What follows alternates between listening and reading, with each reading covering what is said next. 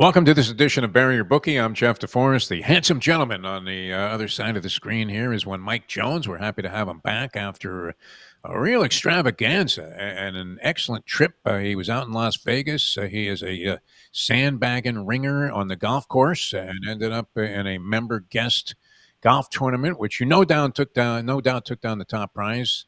And I would imagine we're doing some wagering. Mike, how are you? Good to have you on the program. Great. Thanks for having me, Jeff. Great to be back. And they're not going to be accused of sandbagging out there, as I played some of the worst golf you could ever play. But we did come in third out of a 16 flight, which wasn't bad.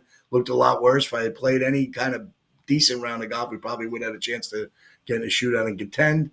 But met a lot of great people, a lot of great news and things for the project I'm working on with a new app trying to bring bettors together through socialization of parlays that we're working on. Very comfortable with where that's going, and good to be back and be able to make some picks with you today. This is a very sophisticated system that you developed here. I mean, it's bordering on raw Rene Descartes type of mathematical genius. So, and with the way people are diving into different channels of gambling and wagering, and they all love fantasy sports. That's been popular forever. Maybe sparked and ignited some of this interest in wagering on all this stuff, as evidenced by FanDuel TV and DraftKings. Sure. It should be a welcome addition to the gambling buffet, as they say. All right, we want to get right into it. I know, so it's an abbreviated edition of the program today. We want to get right down to nuts and bolts here. We did see the Cats, the Florida Panthers, prevail over the Tampa Bay Lightning last night. That was a series where many thought the Lightning were in there with just an excellent chance to eliminate the Panthers in round one, defending Stanley Cup champs. And it goes anything but that way, as the Panthers now await the winner of the Toronto-Ottawa series to see who they'll face in the second round. But they look razor sharp. I mean, if you have money on the Panthers at like 6.5 to 1, I don't know that you're feeling, as they say at the doctor's office, when the doctor finally comes into the room, you may feel a little bit of discomfort. It seemed like a very heartening effort by the Panthers in that round. What do you make of the Stanley Cup chase so far? Well, watching a couple of people online and listening to people, a lot of people like the Lightning to get to the to the Cup this year. They were a good team most of the year, and now what used to be a Lightning dominant series, it looks like the Panthers have kind of flipped that a little bit now. And their depth, getting Brad Marchand, I think helped. He had an assist I saw last night, at least. The goalie Bob had his rough run for a while, and they've calmed him down. Personally, I've heard the stories of his personal life was a little deeper and heavier than people really would have thought, hanging out late at night, doing some crazy things. Looks like he's more focused, paying off the contract with the Cup last year. And now looks like we should be the contender down here. And I say we, as a Panther fan, we should be a contender here to get back there. I was very impressed beating the Lightning 4-1. Didn't expect it. They played well, lucky to win maybe the last game, which was very interesting on Monday, where both teams had scored goals 11 seconds apart. So the hockey playoffs, in my opinion, have been a lot better than the basketball. The basketball has its ups and downs, watching these games, the calls, the refereeing, and stuff like that. So the hockey, to me, has been a nice breath of fresh air to watch, and these games have been fantastic. The long shots have a better chance, the outsiders in the hockey playoffs. Where we see that where an 8 beats a 1 and it's no shock. Yep. Or 7 beats a 2, whereas in the NBA, it often comes as a surprise, although the Lakers were eliminated last night, and that sparked all kinds of topics that the people are going to be exploring. LeBron James' future, the Luka Doncic deal, J.J. Redick, I don't know, he's playing a small lineup there while Rudy Gobert is going for 27 and 24, and it was so indefensible. How do you defend the indefensible? That he walked out when asked a question about why he was playing these guys. And we were talking earlier this morning on another show with longtime NBA veteran and now part of the Detroit Pistons broadcast team, Grant Long, who played 15 years in the NBA. And his remark was, well, the last team that Redick coached was a 6-year-old girls team. Right. Somehow evolves from that because he's doing a podcast with LeBron James and he becomes the Lakers head coach. Not exactly the kind of resume Red Auerbach had coming into his position with Celtics, and that was part of the problem. But Minnesota, what kind of chance would you give them of being the team? Everybody's trying to figure out who can challenge OKC in the West. A lot of people thought it was the Clippers, but what kind of chance you give Minnesota? I give them a good chance. I've liked them all year. I think they weren't healthy. Randall and DiVincenzo were out for about 20 games.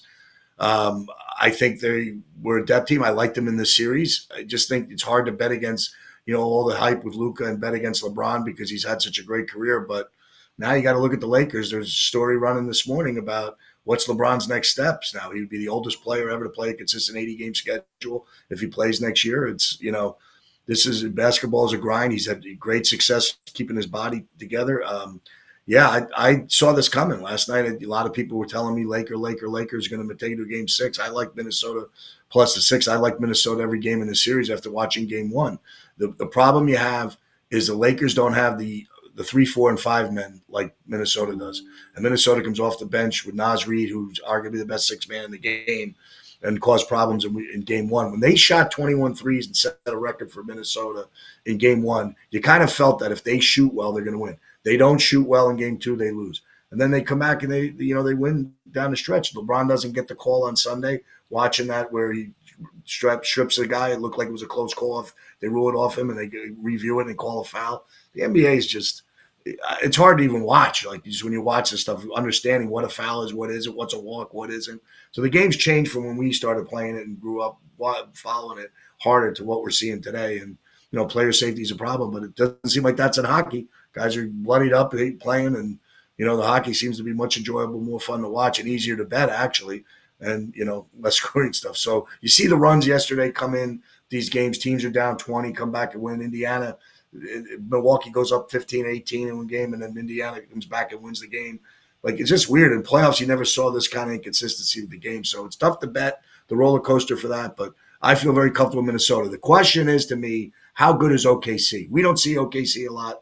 They didn't get a lot of coverage, but they are the most dominant team probably I can remember, winning over 50 games by 10 or more points.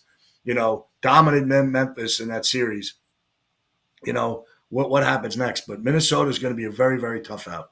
Yeah, I mean, they seemed invincible as you watched them. They did get down, 29 points to Memphis in one of those games and rallied back. And that's not uncommon. I mean, that's a new – you're Mr. In-Game Betting now. And my new strategy, I think, for the people out there that are fans of Bury Your Bookie is wait till your team is down to the point where the margin seems to be hopeless in terms of being able to overcome it.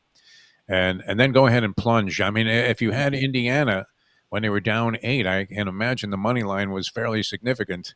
Down 8 with 40 seconds to go. I mean, who has the balls to pull money out of their pocket or get on their app and go ahead and punch Indiana at that point, and you come out a winner?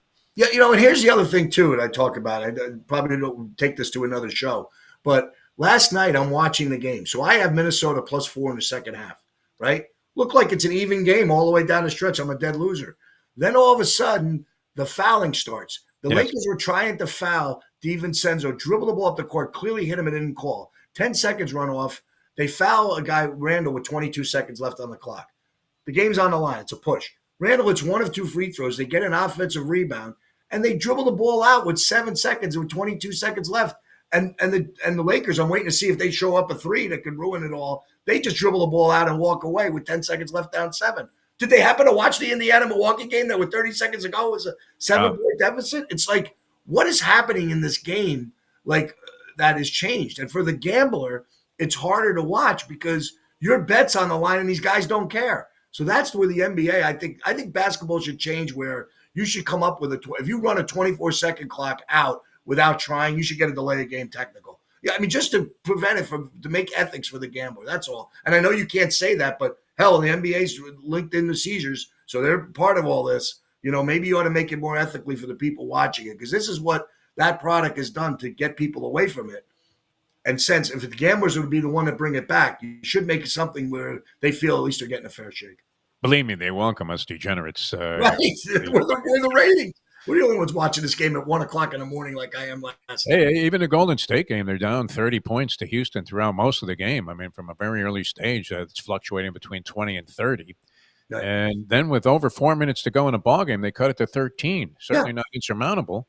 Right. And Steve Kerr, brilliant coach, probably ticketed for the Hall of Fame, no doubt. I mean, with all his championships and his longevity there with Golden State, and great basketball career as a player. I got the most out of his abilities, certainly, and was a part of championship teams and made some key shots to bail out Michael Jordan with the Chicago Bulls. But they don't put the starters back in the ballgame at that point. They're all sitting there smoking cigars and wearing sweats on the bench, and I'm thinking, wait a minute. Yeah. I understand the principle here that these guys Yep. got you back into it, playing against Houston scrubs, Yep. but Houston had their starters back in the lineup, started to reinsert them. How about load management during a playoff game? That's what we're doing now. I mean, That was insane because 4 minutes, yeah. 13-point lead, as you just mentioned. We saw 8 evaporate in 40 seconds. We've seen that on other occasions. While Mhm. as improbable as it is, don't you have to take a shot at it? Yeah. Like you were alluding to, where I don't care what the situation is. Don't you play to the final second? And they just don't do that in the NBA. Yeah. And last night, that would have been wild. I mean, imagine if you had bet as they Right. were down 30 points on Golden State to win the game, and then you watch them just throw in the towel there with 4 minutes to go. All right, let's get to some picks. We got 2 games in the NBA tonight. I was talking earlier this morning on a show with Grant Long, who's part of the Detroit Pistons broadcast team. And most people in Detroit feel like they got robbed. They should be up 3-2 in this Sure. series. Tonight, you have the Knicks in Detroit. Knicks up 3-2. Detroit could make a case. I suppose, obviously, the opposite is true if these games are that close, that they could have won every game so far. And the same Exactly. said maybe of the New York Knicks. But Mhm. what do you think about this ball game? Are you playing it? Yeah, I mean, I don't know if I'm going to play it, but I'm going to watch it, look around, and maybe catch a little pregame late, let my eye test go there. But I'm sure not betting the Knicks. I mean, I know I got a little lucky Sunday when they were coming back and all that stuff, and the Knicks stole that game, and probably arguably the foul on Hardaway in the corner, the hard admitted contact. I just look at it like I like what Detroit's doing. I think they've been very competitive in New York. I think it goes to a game 7, and that game is competitive too. All right. What would you do? I mean, you're going to go. I'm taking Detroit. I mean, I just, they're a young team. There's a little bit more pressure on them to play this game at home and win the game, but tough to close out these teams. Just this is what I've always thought of these series is tough. But I kind of would bet Detroit. Where I'm a Knicks fan at heart and all that, but I just think it might be going to a game 7 here. Hard to bet against your team that you grew up with, especially in the same week where Dick Barnett checked out, one of my That was favorite cool. Knicks I players. did know that.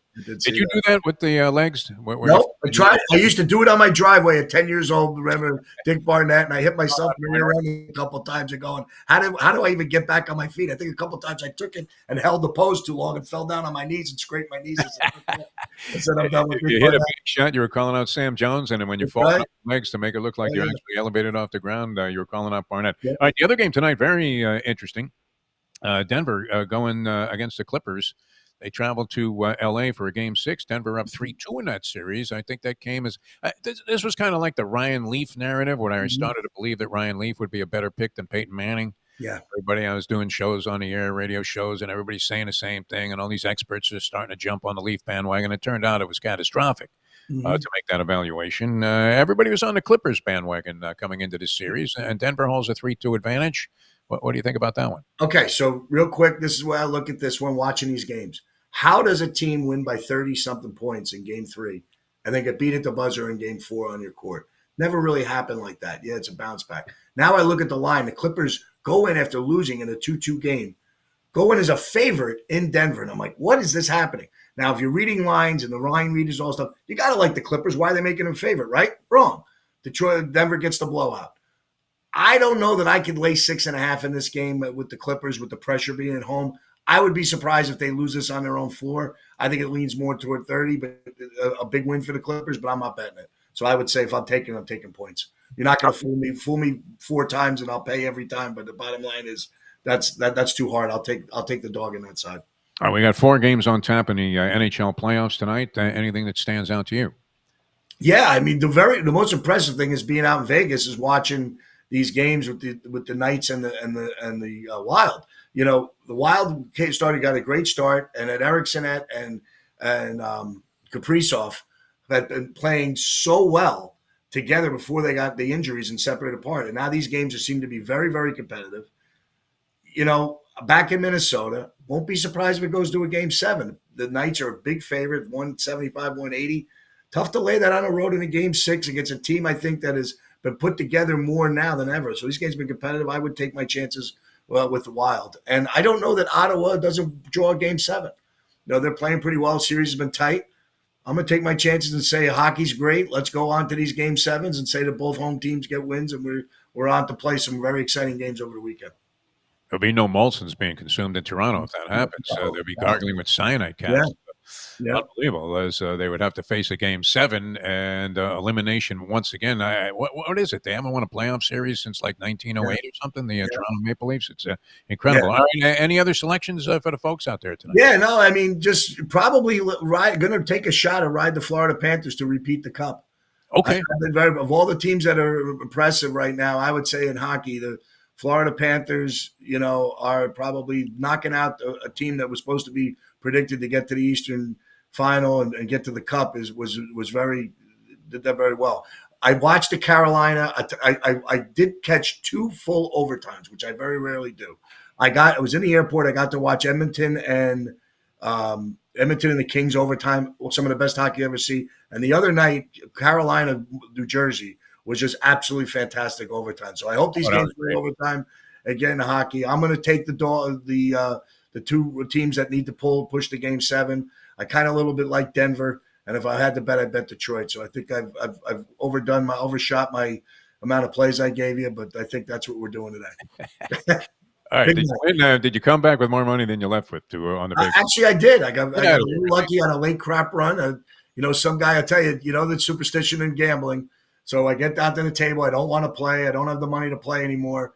And I just throw a couple hundred out, and the guy hits 5 points in a row, and I turn him with a little bit of money, probably 6 or 7 times my money. And now I think the run's coming. We're about these old days. And here come 2 guys in Eagles jerseys that crap out right away. And I said, I knew I shouldn't have played with the guys with the Eagles jerseys on. I should have bet the don't, but I couldn't.